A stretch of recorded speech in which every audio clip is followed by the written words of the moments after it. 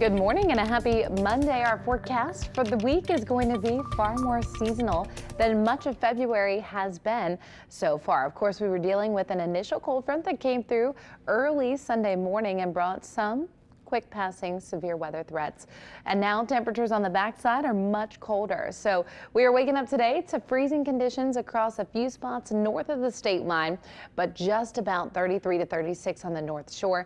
Maybe some light frost potential this morning in a few spots, something to keep in mind. Otherwise, on the South Shore, we're in the 40s for most locations and will continue today to see upper 50s near 60 degrees as a high. So layers will be best. It's certainly a little chilly once you factor in wind, especially on the North Shore, where we're seeing those winds in the single digits and South Shore locations in the teens to 20s, and we'll continue with those gusts a little bit higher. So as a result, there is a small craft advisory issued through 6 a.m. this morning.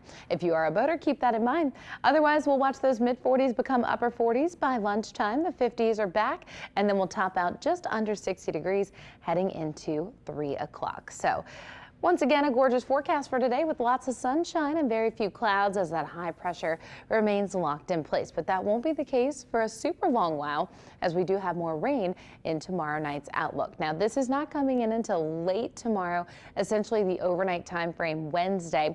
We may have a couple of quick passing showers out ahead of that main line, with additional clouds returning into the afternoon and evening. But overall, it'll be mostly dry for Tuesday. Here's the major line of storms. It comes alongside a cold front. Heavy downpours possible on the western side of the viewing area as we head into the midnight time frame, and then we'll start to watch them march a little bit further east, approaching the 2 and 3 o'clock hours. Most of the heavy downpours will be in New Orleans metro by about 4:30, 5 o'clock, so just about 48 hours from now. And then we'll continue to watch improvements as this all slides off to the east and we see lots of heavier downpours over the water. So Wednesday is going to be a little bit tricky in that your high forecast will happen early, and then we'll watch temperatures continue to fall on the backside of that front. Overall, then the overall pattern is going to change a lot as we head towards our end of the week. So some additional 20s and 30s back, which of course we haven't seen in a while since the snow about a month ago. So look at this as we head into your Thursday. Highs only topping out in the 40s, and that's because all the polar air from the north is able to rush south and make it to southeast Louisiana. So the next 3 mornings will be a little bit warmer as we head into tomorrow. Expect those 30s on the North Shore with 40s south above freezing. Wednesday, upper 30s to 40s and 50s. But then by Thursday, the 20s are back on the North Shore, and we'll see about freezing itself in New Orleans proper. So you'll have to think about protecting people, pets, plants, and pipes on the North Shore.